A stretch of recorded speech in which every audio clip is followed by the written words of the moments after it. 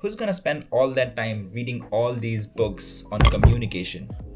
Why don't I simply break down all the key principles that I've learned over the years from the major books and break it down for you for what it takes to become a better communicator? Welcome to the video. Let's not get complicated on what communication is. It's not just about opening your mouth and saying things, but more about using certain principles and tactics in order to improve your delivery. You can do that by the principles that I'll be sharing in a moment, but know that the quality of your delivery has a direct connection with your communication skills.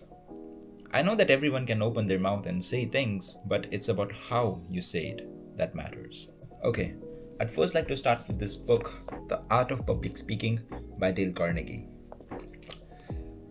The major thing that one can take away from this book is the pace and the value of emphasizing on your speech, in your speech. Now, when I say pace, it means the speed of your delivery. For example, when I'm face to face with a person, at the pace which I'm speaking, that plays an important role in the connection between the speaker and the listener. For example, if I go way too fast and don't take pauses to let the other person absorb what I'm saying, it does not really matter, just like I'm doing right now. But if you can take it slow, if you can just focus on taking pauses and maintaining a very good pace and a rhythm in your speech, I believe that adds on a lot to effective speaking. Remember, you don't really have to be very fast or very slow either. It's about finding the middle ground and keep playing with your pace. And these are the things that you can start practicing right after watching the video. Just call a friend or go to a family member or go to a friend and just start talking and be more conscious about your pace. Second thing from this book is emphasizing. The value of emphasizing. Now, emphasizing means putting value on a specific tone. In each sentence, there are some words that represents the core value of what you say. I would give you another example of emphasizing things. Say you bought a car and you are telling your friend that I bought a car. And in this simple sentence, I bought a car, we can use emphasize and play with the sentence's meaning in many ways. For example, you can emphasize on the term I and make it sound like it's about the person. I bought a car. Now you're emphasizing on the person I. So it means that I bought a car, not you, not your friend, not the third person. It's me who bought the car. Similarly, if you can pick another word, let's say I bought a car. Now you're emphasizing on the car. Now you're trying to say that I bought a car. I did not bought truck. I did not bought an aircraft, a bicycle. I bought a car. So you see how by emphasizing on a different word, we can completely divert the meaning of the sentence. And that's why emphasizing plays a big role in day-to-day speaking, because you are emphasizing on the things, and that adds a lot of value, that adds a lot of meaning, and that holds a lot of importance in delivering the message correctly. Alright, book number 2, How to Win Friends and Influence People by, again, Dale Carnegie. This book, I think, is one of the best books on communication ever written. Anyone can learn a lot from this book. The major takeaways that one can take are: oftentimes, whenever we are speaking to someone, when we are conversating with someone, what we forget to do is being interested, giving our attention, giving that importance to the other person, to the speaker. And this book exactly teaches you that. And there is a wonderful line in this book that I absolutely remember all the time, and it is, to be interesting, you have to be interested. Again, to be interesting, you have to be interested. And it really holds the essence of communication, because if you are not interested in someone, people will think that you're not interesting. That is true. So you have to give your interest, you have to give your attention to the other person, to the speaker, and then they will return the favor. And that's how a communication thing works.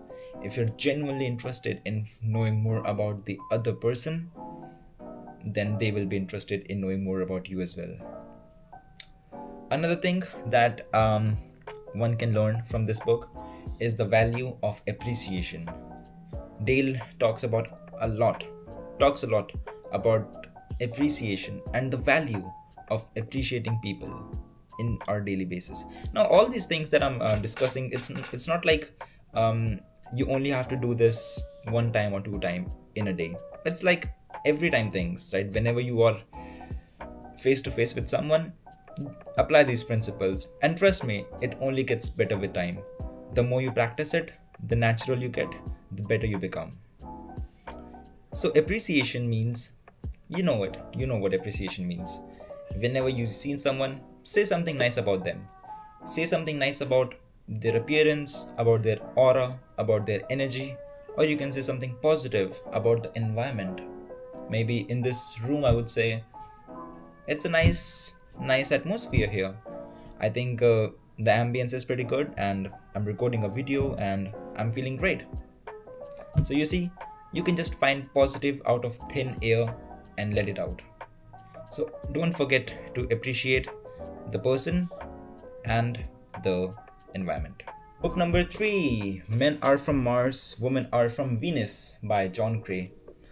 This book is surely having a unique title, but at the same time, it also holds some unique learnings. This book is about the differences in men and women, the gender differences, the behavioral patterns, and everything. And one thing that can be neutralized, one thing that can be neutral in both genders, that principle that can make you a better conversationalist is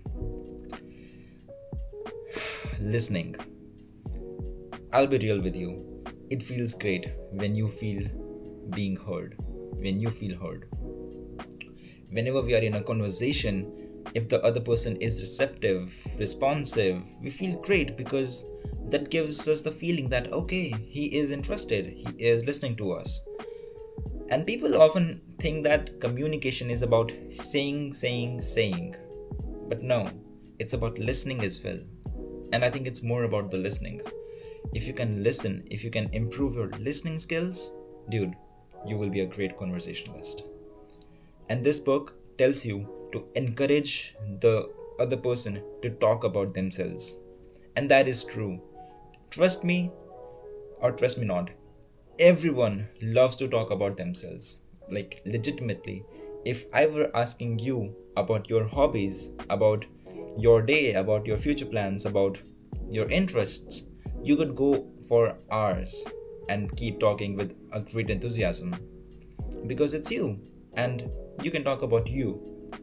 And same thing goes for the other person, they can talk about them. So try to make the conversation about them. Now again, you don't have to suppress yourself. It's not about putting yourself down and emphasizing on the other person, but try to keep it in a moderate pace, because naturally we are inclined to talk about ourselves. Naturally we want to make things about ourselves. So be focused. Basically, encourage them to talk about themselves is all I want to say. Alright, enough about speaking, enough about listening. There is some aspect of communication that is not often discussed: body language. Understanding Body Language by Scott Rose, a beautiful book which dives into the basics of body language and teaches you what are the do's and the don'ts of communication in certain settings. We have talked about the verbal part, what to say, what to do, what not to do when you're speaking, how to listen and why to listen.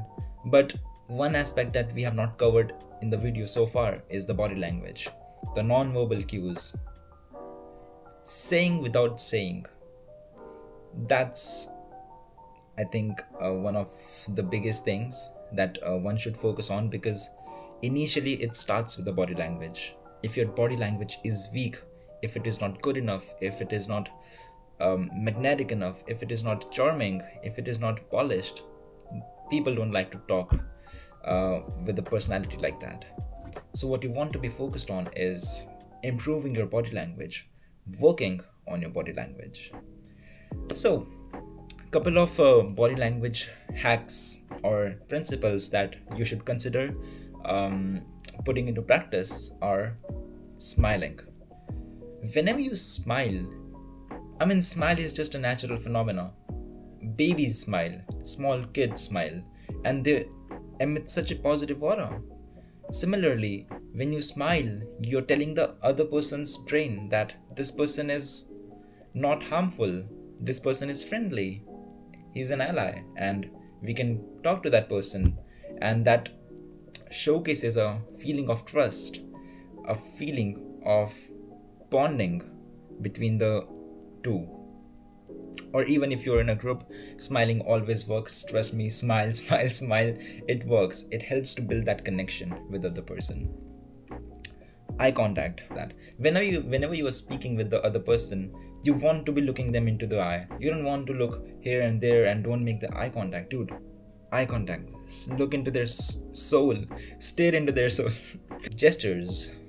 Gestures plays an important role. Now imagine this. If I'm speaking to you like this, sitting without doing any gesture, just keeping my hands on my laps and talking to the camera, how do you feel?